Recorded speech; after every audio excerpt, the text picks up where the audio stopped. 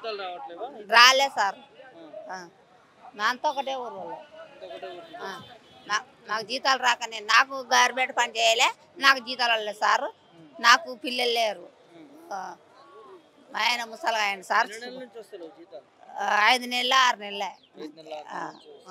ఏమంటారు అధికారులు అడుగుతారు? అధికారులు ఇవ్వాలేస్తా, ఈ నెల వేస్తా, ఆ నెల వేస్తా అంటారు, వేస్తలేరు.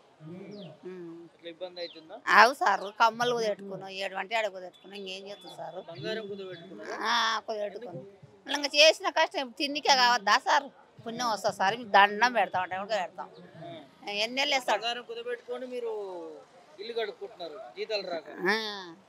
ఏం చేయలేదు సార్ వాళ్ళ. మరి ఎందుకు మరి వేరే పనికి పోవచ్చు మరి? ఇది వదిలిపెట్టుకొని వాళ్ళంటే మళ్ళీ ఏ రోజులు ఎక్కుతారని ఎవరికైనా అది ఒక్కటి చూస్తారు, అది ఒక్కటి సార్. చేత కాదు, కరిగేటలో మేము దిగలేము కదా. అది అట్లా యాదో 6 గంట పని చేస్తా అని చేస్తున్నాం చూడు సార్. నేను 5 ఏళ్ళు వెళ్ళిపోయా సార్. ఎన్ని అడగాలి సార్? ఇప్పుడే అయింది. ఇప్పుడు గవర్నమెంట్ చేయమని నాకు జీతాలు ఏమని సార్. ప్రమాద బీమా సౌకర్యం కల్పించాలి, అది కల్పిస్తలేరు. ఇప్పుడు 5-6 నెలల జీతాలు పెండింగ్లో ఉన్నాయి, అవి ఇస్తలేరు. అదేవిధంగా సెక్రటరీలు కూడా ఈ వర్కర్లను బెదిరిస్తుండ్రు, పని చేస్తలేరు, అది చేస్తలేరు, ఇది చేస్తలేరు. జీతాలు సరిగ్గా ఇవ్వకుండా ఒకరోజు రాకున్నా కానీ ఆబ్సెంట్ వేయటం, మీకు జీతాలు కట్ చేస్తున్నాం అని సెక్రటరీ అనటం. అదేవిధంగా ఈ మల్టీపర్పస్ విధానం అనేది పెట్టడం వల్ల చాలా వరకు కార్మికులు నష్టపోయినరు.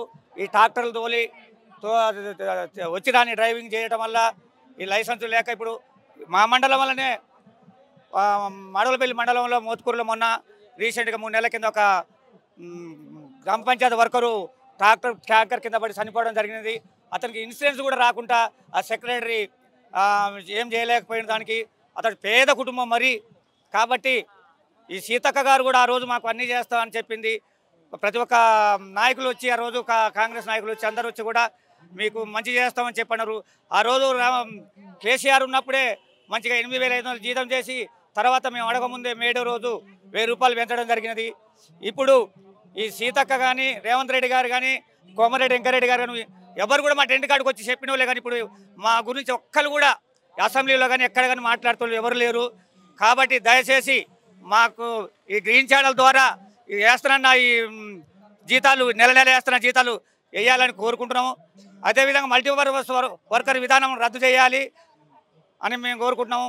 ఇంకా అదేవిధంగా ఏది ఇన్సూరెన్స్ సౌకర్యము, పిఎఫ్ ఇవి కావాలి, సౌకర్యాలు కావాలి. ఎందుకంటే మాకు ఈ మురికి చేసి ఉంటున్నాం కాబట్టి మాకు జబ్బులు వస్తున్నాయి. ఆ జబ్బులు పట్టించుకునే నాదులు లేడు. కనీసం బ్లౌజులు ఇస్తలేరు, కొబ్బరి నీళ్ళు ఇస్తలేరు, సబ్బులు ఇస్తలేరు, బూట్లు ఇస్తలేరు. సంవత్సరానికి 2 జతలు బట్టలు ఇవ్వాలి, అవి ఇస్తలేరు. ఎవరిని పోయి ఆఫీసర్ని అడిగినా కానీ ఏమంటారు అంటే మీకు ఏమైనా జీవం ఉంటే తీసుకురారే ఇస్తాము అని అడుగుతారు. మేము మొన్న మేము ఎండిఓ గారిని అడిగినాము, మాకు సంవత్సరానికి 2 జతలు బట్టలు ఇవ్వాలి, ఇస్తలేరు, బ్లౌజులు లేవు. మేము ఊరు బాగుండాలని మొత్తం మురికాలు తీస్తున్నాం, చెత్తచెదారం ఎత్తున్నాం, అన్నీ చేస్తున్నాం. కనీసం బ్లౌజులు ఏమంటే బ్లౌజులు ఇస్తలేరు. మరి మేము వాళ్ళకి సేకరి చేసి మేము జబ్బులు సస్తుంది, మాకు ఇదైనా చేయమని అడిగితే కూడా ఎవరు కూడా స్పందిస్తలేరు. కలెక్టర్ గారు పోయినా, డిపిఓ గారు ఎవ్వరు కూడా మేము గవర్నమెంట్కు పంపిస్తూ ఉంటున్నారు, మాకు ఏది కూడా చేస్తలేరు. కాబట్టి ఇవన్నీ చేయాలని రేవంత్ రెడ్డి గారిని, సీతక్కని, ఇందులో ఎక్కువ శాతం బడుగు బలైన వర్గాల వాళ్ళు చేస్తున్నాం. కాబట్టి ఈ సీతక్క గారు కూడా దయచేసి ఆలోచించుకొని మాకు మంచి నిర్ణయం తీసుకొని మాకు జీతం పెంచడం, 26,000 జీతము, మల్టీపర్పస్ విధానం రద్దు ఇవన్నీ చేయాలని కోరుకుంటున్నాం. లేని ఎడల సమ్మెకు పోయినామంటే మేము ఎక్కడెక్కడ ఈసారి ఖచ్చితంగా నిర్ణయం తీసుకుంటున్నాము. నీళ్లు, కరెంటు అన్నీ బంద్ చేసి ఖచ్చితంగా మేము సమ్మె చేస్తామని మేము నిర్ణయించుకుంటున్నాం.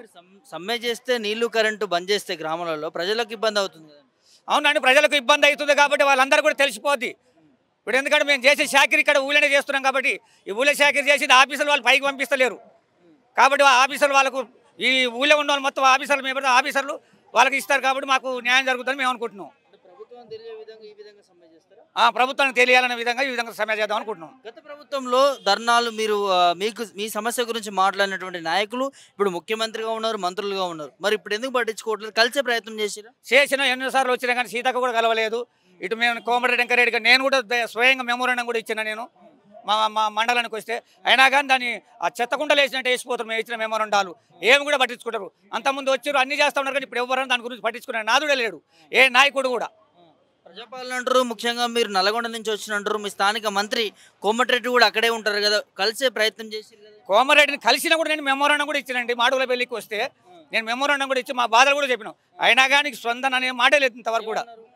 చేద్దాంలే చూద్దాంలే కానీ నేను ముఖ్యమంత్రికి తెలియజేస్తలే అని చెప్పారు. అంతేగాని ఒక్క రోజు కూడా మా గురించి పట్టించుకున్న నాదులు లేడు ఇంతవరకు. స్థానిక మంత్రి స్పందించకపోతే మరి మిగతా వాళ్ళ పరిస్థితి ఇక అందరి పరిస్థితి అదే ఉంది కాబట్టి మేము అందుకోసం ధర్నా పోతానికి సిద్ధం కావాలని మేము అనుకుంటున్నాం.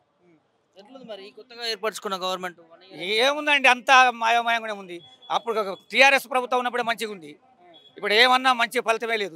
ఏ విషయంలోనైనా ఇదొక మా గ్రామ పంచాయతీ వర్కర్ విషయంలో ఏ విషయంలో కాంగ్రెస్ ప్రభుత్వం వచ్చినాక ఏం కూడా మంచిగా లేదు. మొత్తానికి కాంగ్రెస్ని తెచ్చుకోరు మార్పు రావాలని చెప్పి ఏమో చేస్తాను చని హామీలు ఇచ్చారు కాబట్టి నమ్మకంతో వేసారు అందరూ జనం.